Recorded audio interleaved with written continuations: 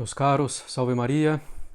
Então nós vamos dar continuidade ao nosso pequeno catecismo sobre a missa, né? E a missa no rito tridentino, né? No rito romano tradicional, que se desenvolve desde o tempo dos apóstolos, né? Por tradição católica, até os dias de hoje, né? Então, fazendo de forma bem simples, mas espero bastante proveitosa, muito importante a gente entender o sentido da liturgia, né? Para poder amar a nossa liturgia, consequentemente poder nos unir mais perfeitamente à ação do próprio Cristo na liturgia, na Santa Missa em particular, podermos nos unir ao sacrifício de nosso Senhor Jesus Cristo na missa. Então, nós vimos na primeira aula a aspersão da água benta, que pode ocorrer nos domingos, como ela nos dispõe, né, para assistir a Santa Missa, lembrando-nos do nosso batismo e também afastando o demônio, né? Falamos das orações ao pé do altar, com o Salmo 42, o padre que treme diante do mistério estupendo que é a Santa Missa, mas que ao mesmo tempo confia na ajuda divina, implorando a misericórdia divina, esperando em Deus. Tratamos da confissão dos pecados, né, para que se obtenha o perdão das faltas veniais, para que o padre possa celebrar bem os santos mistérios, para que os fiéis possam receber bem os frutos da Santa Missa. Vimos também como o padre, né, ao subir ao altar, pede mais uma vez que as suas iniquidades, com as orações Alfera Nobis, Oramus Te Domine, que as suas iniquidades sejam afastadas dele. Pede a pureza, pede a ajuda dos santos, em particular dos santos cujas relíquias estão no altar, para que seus pecados sejam perdoados, não é? O sacerdote está então agora no altar de Deus. Na missa solene, aquela que tem diácono e subdiácono, o sacerdote procede à incensação sempre, né? A incensação do altar. Na missa cantada, ele procede à incensação facultativamente. Não é obrigatório o incenso na missa cantada, inclusive o costume anterior, né, era de que a missa cantada não tinha incensação, salvo exceção, certo? O incenso se oferece a Deus em ato de latria, destinado então exclusivamente a Deus, né? O ato de latria é para Deus, né? É um ato da virtude de religião, né, destinado a Deus. O incenso é, na verdade, uma espécie de oração sacrificial. É uma espécie de oração de sacrifício. Os judeus entendiam assim e os pagãos também. Tanto que esses últimos, os pagãos, queriam que os cristãos oferecessem, queimassem um único grão de incenso aos deuses, né? Pois oferecer um único grão de incenso seria reconhecer a divindade deles, prestando então um culto de latria, reconhecendo a divindade dos deuses, né, pagãos ou do imperador. Então estava claro, tanto para os judeus quanto para os pagãos, que a queima do incenso é um ato de latria, né, propriamente falando. E por isso os cristãos recusavam fazer isso, para que não cometessem um pecado de idolatria, pecado gravíssimo. Então o incenso é uma espécie de oração sacrificial, porque ao queimar, ele se consome em honra da majestade divina, como um sacrifício. Lembrando, o sacrifício é precisamente o oferecimento de algo a Deus, com a destruição desse algo, para reconhecer o domínio de Deus sobre todas as coisas e sobre nós, e, né, esse oferecimento, com essa destruição, com essa finalidade, é feita pelo legítimo sacerdote. Isso é o sacrifício, né? Então, o incenso oferecido pelos magos a Cristo, né, um dos três presentes era precisamente o incenso, ao lado da mirra e do ouro. O incenso oferecido pelos magos a Cristo significa a divindade de nosso Senhor Jesus Cristo, porque o incenso propriamente só se oferece a Deus. Mas esse incenso significa a divindade e também o sacrifício de Cristo, que deveria consumir sua humanidade em sacrifício para nos salvar como o incenso se consome no turíbulo. Bom, a fumaça do incenso significa a oração, como diz o Salmo, até recitado na hora do ofertório, mas nós estamos aqui ainda antes do introito. Dirigi, Senhor, a minha oração como incenso diante de ti. E a gente vê também no Apocalipse o incenso, que significa a oração. Quando o anjo do Apocalipse se aproxima do altar para oferecer os perfumes com as orações dos santos. Esse anjo que oferece a oração dos justos no Apocalipse diante de Deus é Cristo. Então, a fumaça que sai do incenso significa a oração, né, dos fiéis, a oração dos cristãos, dos católicos. Se a fumaça representa a oração, o turíbulo representa o coração do homem. O coração do homem deve ser como um turíbulo, aberto no alto, fechado embaixo. Isto é, aberto para as coisas do alto, para as coisas celestes, para as coisas divinas, e fechado para as coisas terrenas. Então, o coração do homem deve estar aceso em brasa com o fogo da caridade para poder agir sempre em direção ao alto. O coração humano deve ser inflamado pela caridade para agir sempre por Deus, com essa finalidade. Então, o coração do homem deve ser inflamado, deve estar aceso com o fogo da caridade para poder agir sempre em direção ao alto, como o turíbulo aceso com o carvão, que tem a fumaça saindo dele, se dirigindo sempre para o alto. Então, a fumaça significa a nossa oração e as nossas ações, que devem ter sempre por finalidade o céu, a glória de Deus. E superando todos os obstáculos para isso, como a fumaça que sai do turíbulo, supera todos os obstáculos que encontra para continuar subindo. A fumaça sempre se dirige para o alto, apesar de todos os obstáculos. O padre coloca 3 vezes incenso, segundo as obricas, 3 vezes, sobre o carvão que está no turíbulo, em honra da Santíssima Trindade, pois é preciso adorar igualmente as 3 pessoas, Pai e Filho e Espírito Santo, que são um só Deus em 3 pessoas. Então, Deus Pai, Deus Filho, Deus Espírito Santo, um só Deus em 3 pessoas, precisa adorar as 3 pessoas da Santíssima Trindade. Se coloca então 3 vezes incenso. O sacerdote abençoa o incenso dizendo: sejas abençoado por aquele em honra de quem vais queimar. A mão esquerda do padre, enquanto ele está colocando e abençoando o incenso, está sobre o altar, para mostrar que o poder do que o padre tem de abençoar vem de Cristo, representado pelo altar, como nós dissemos na nossa primeira aula. Feita a imposição do incenso, o sacerdote então vai incensar a cruz, primeiramente. Em seguida, se tem uma imagem no retábulo no centro, de Nossa Senhora e Nosso Senhor, incensa também essa imagem. Então, incensa a cruz, em seguida as relíquias dos santos, se houver, as imagens que estiverem sobre o altar. Depois, incensa o altar, propriamente dito. Finalmente, é o sacerdote que é incensado. Incensam-se, então, a cruz, as relíquias, as imagens que estão sobre o altar, incensam-se o altar e o sacerdote. O que todas essas coisas têm em comum?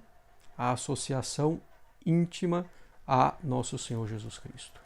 A cruz, o altar e o sacerdote são, em certo sentido, o próprio Cristo. Na cruz, a imagem de Nosso Senhor crucificado, o altar, que é Cristo, como nós falamos, e o sacerdote que age na pessoa de Cristo, que participa do sacerdócio de Nosso Senhor Jesus Cristo. Então são incensados porque, em certo sentido, são o próprio Cristo. Os santos, nas relíquias e nas imagens, estão intimamente unidos a Cristo no céu, são como outros Cristos já no céu. Assim, todo o altar fica envolto pelo incenso, anunciando o sacrifício que será oferecido sobre ele em breve. O incenso abençoado e queimado dessa forma é também um sacramental, né?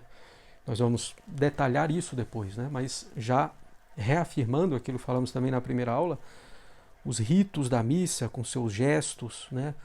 O olho que levanta, a inclinação, as bênçãos, a imposição do incenso, a incensação, tudo isso são sacramentais, alcançam graças diante de Deus, para o bem da nossa alma e para agradar a Deus.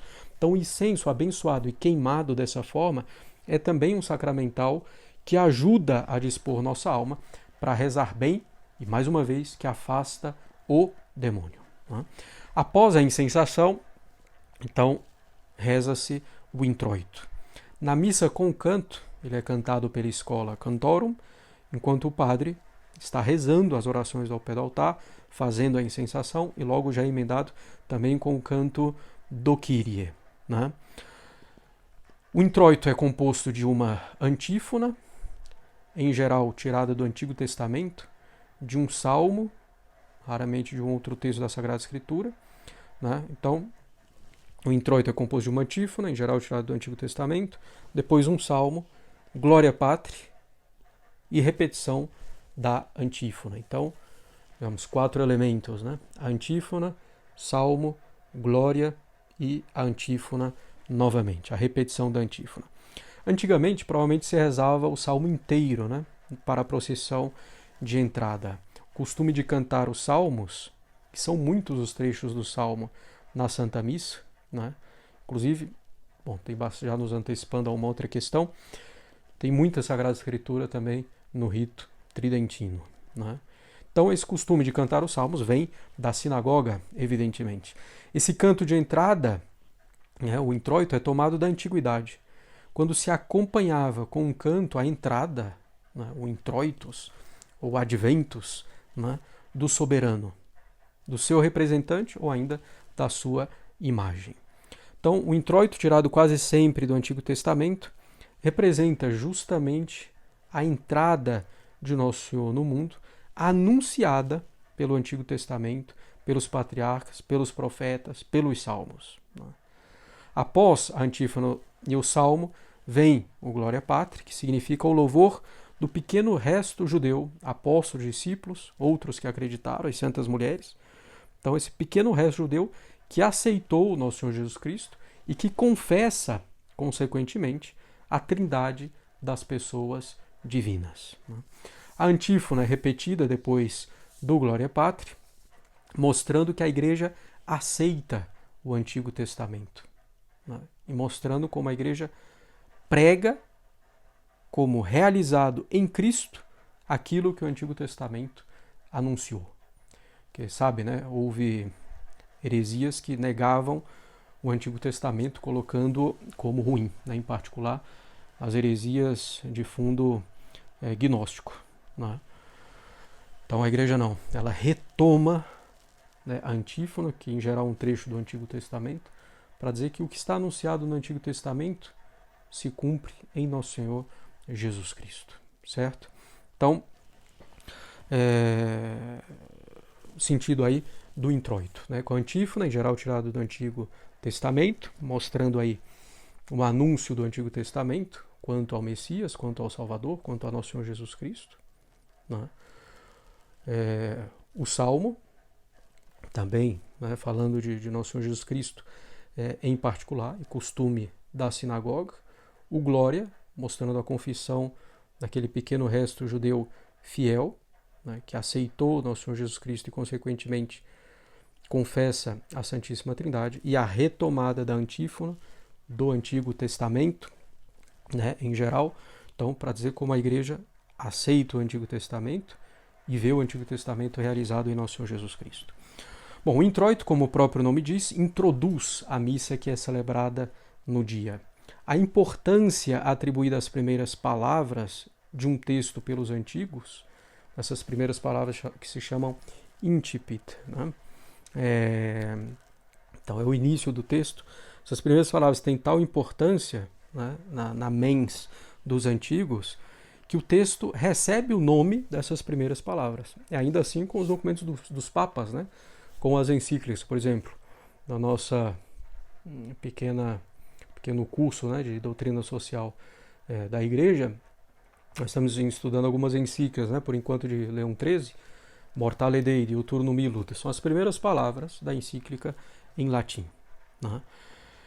Então, é assim também com a missa, as primeiras palavras dão o nome da missa, muitas vezes. Né? Por exemplo, Letare, Gaudete, Quasimodo, né, Quasimodo, Requiem. Então, são missas que recebem o nome em virtude da primeira palavra do introito. O introito dá, então, o tom da missa, do mistério que é celebrado e do estado de espírito com que devemos vivê-lo. Então, o introito dá o tom da missa, do mistério que é celebrado, do estado de espírito com que devemos vivê-lo.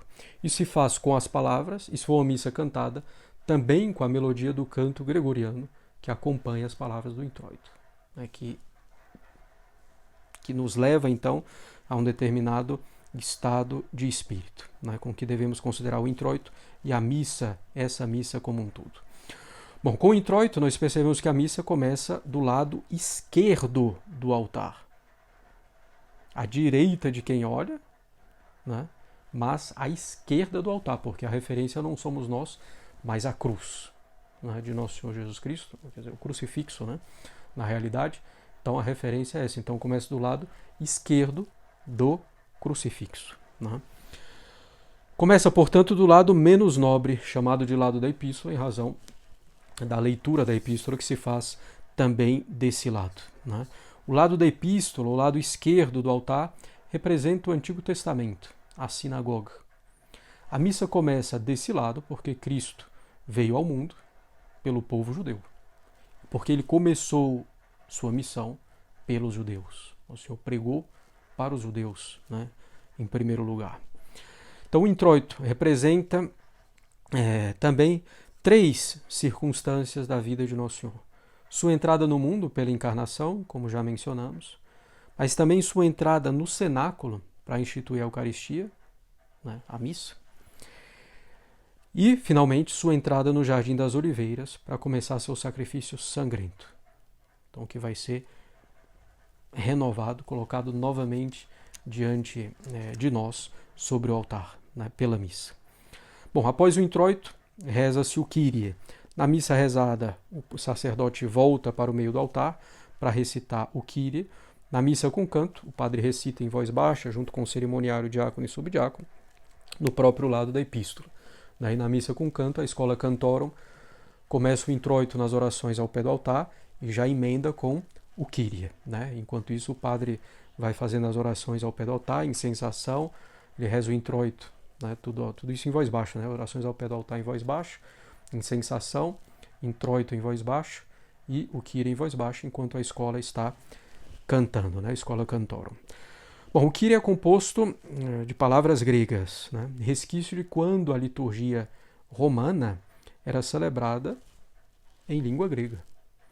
É entre os séculos III e IV, somente, que a língua da liturgia de Roma passa a ser o latim. Né? Todavia, na missa, no rito romano tradicional, no rito tridentino, há palavras em grego, em latim, evidentemente, e também em hebraico, né? Pois são as 3 línguas consideradas sagradas pela Igreja. São consideradas sagradas pela Igreja essas línguas porque eram as línguas que estavam no título da cruz. Pôncio Pilatos mandou, então, pregar na cruz, né, com o motivo da condenação de Nosso Senhor Jesus Cristo. Jesus Nazareno, Rei dos Judeus.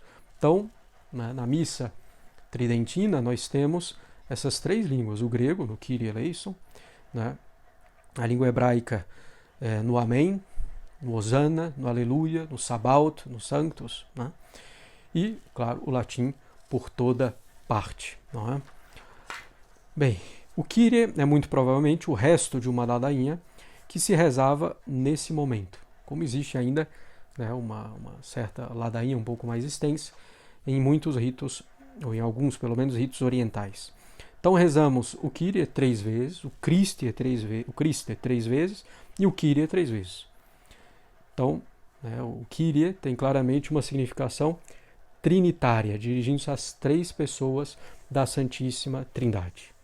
O Kyrie tem um aspecto penitencial, de súplica de misericórdia, como é evidente, né? Senhor, tende piedade de nós. Cristo, tende piedade de nós. Né?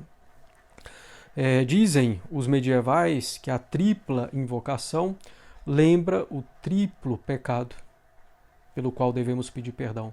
O pecado original, o pecado mortal e o pecado venial. Né?